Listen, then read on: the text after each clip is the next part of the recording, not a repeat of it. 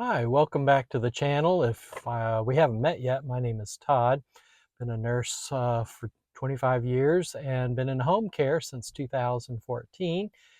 And one of the things that comes up a lot is, what do you eat on the road?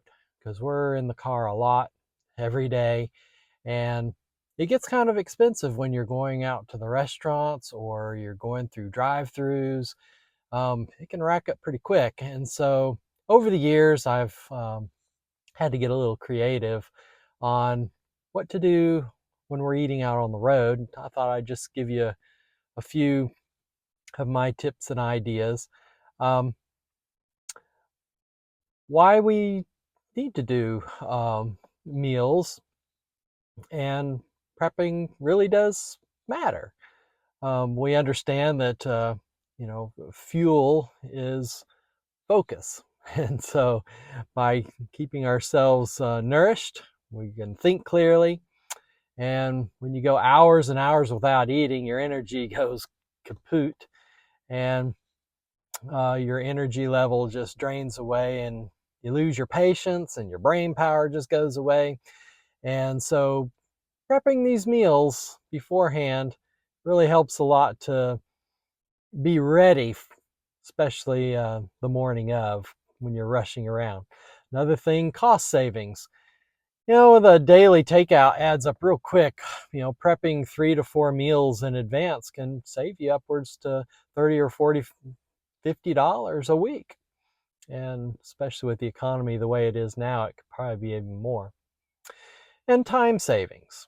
You're not scrambling in the morning trying to, pack something last minute or stopping at a gas station. That really adds up.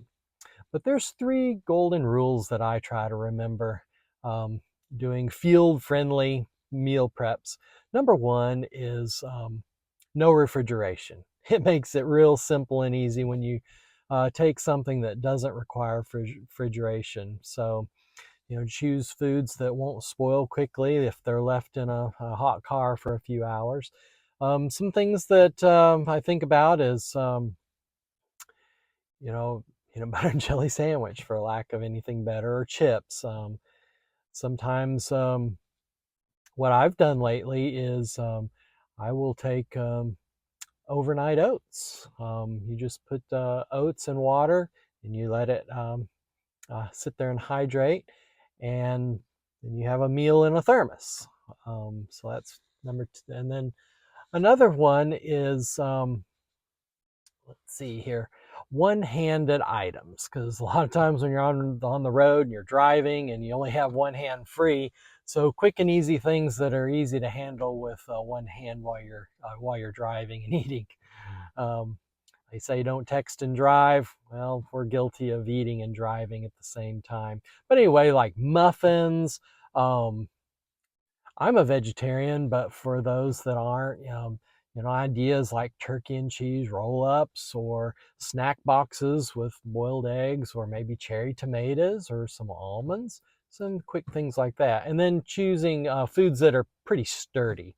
Avoid things that will, of course, wilt, melt, or leak easily, because boy, I've been down that road many a times where I'll have something set here in the console, and next thing I know, I've created a big mess.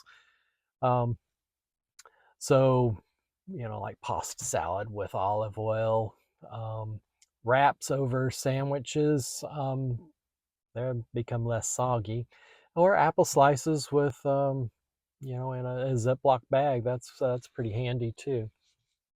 Um, and then, of course, I try to stick with things that have high protein snacks, such as Greek yogurt with granola and berries. Now that one requires you to, eat out of a bowl, so that one may not be good. But another idea is like scrambled eggs and avocado toast. That's something kind of unusual. Or chia seed pudding with almond milk and protein powder. So, there's different ideas there.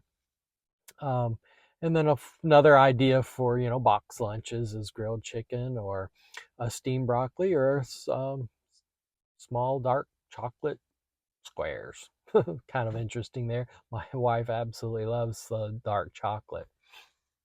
But anyway, just giving you some ideas to kind of stimulate your mind and get your mind going on the different types of foods that are good for on the road.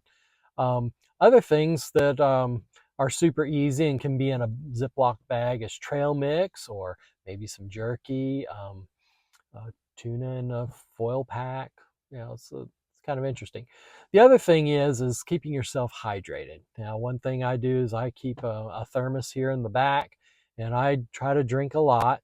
It does require stops uh, to urinate, but anyway, keeping yourself hydrated helps you keep from getting headaches and helps you, feel better, especially in the summertime when it gets hot. It's really nice to have plenty of water to drink along the way. Now, to spice things up, you can do some electrolytes. You can add that into your fluids. Um, I'm not a caffeine drinker, but if you try to limit your, caffeine um, to the afternoon, because it is kind of like a natural diuretic. So, simple weekly prep routine for me might look like this. Sunday evening, you have a plan where maybe you cook two proteins like chicken or ground turkey, or make a grain using brown rice, or um, it's all that comes to my mind, brown rice. Um, and then you can wash and chop produce, carrots, bell peppers, berries.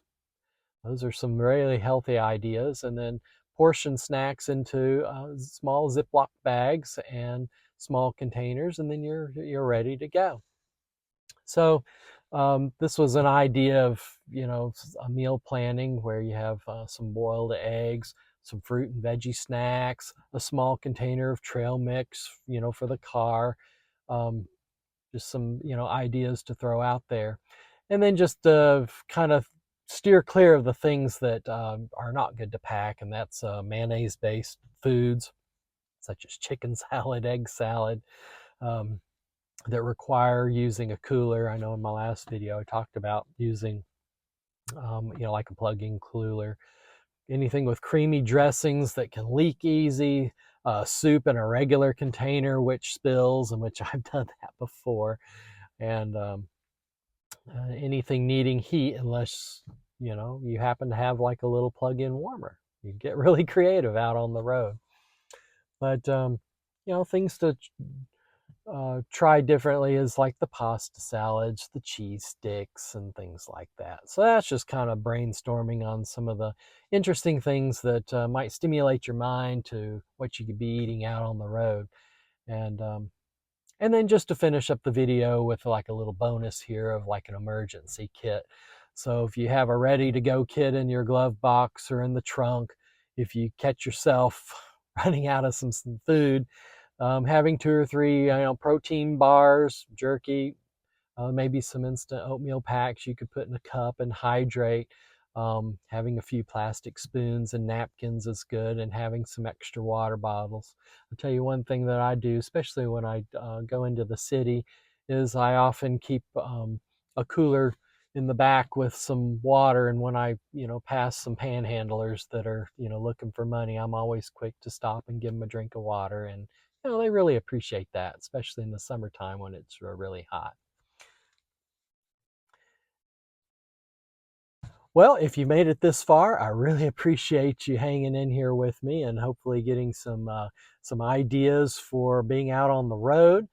Um, if you have any thoughts or ideas, glad to hear them. Um, I'm learning new things every day, and I appreciate and value your comments or your suggestions and ideas.